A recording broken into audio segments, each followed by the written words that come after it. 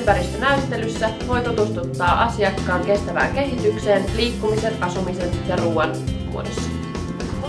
Pystyt asiakkaalle näyttämään, kuinka pitkälle pääset, kun kulkupelinä on pyörä, bussi, mopo tai juna.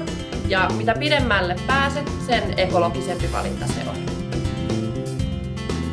Syö säästään älä päästää pelissä nostellaan 150 gramman ruoka-annoksia ja siitä selviää kuinka paljon tietyn ruoka-annoksen ilmastopäästöt on. Hiilariviilarina kaupan tiskillä asiakas voi valita ostoskoriinsa arkipäiväisiä tuotteita ja huomata, kuinka suuri hiilijalanjälki niiden tuotteiden tekemiseen on tehty.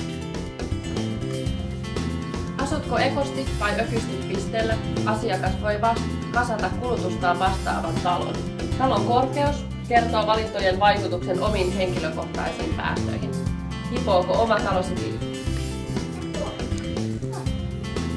Taltuta kodin energiasyöpöt pisteellä voit testata, kuinka nopeasti saat kuriin kodin energiasyöpöt sammuttavalla tauluun syttyvät valot. Tanssii jätteiden kanssa pelissä. Voi lajitella jätteet iloisesti tanssahdellen.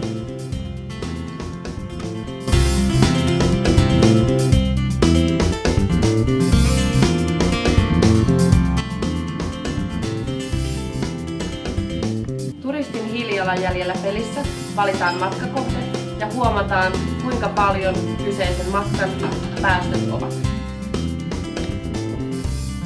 Sähkönkulutuksen pirunyrkissä voi haastaa ryhmän tekemään tiimityötä ja huomaamaan, kuinka suuri osuus milläkin kodin laitteella on sähkönkulutuksesta.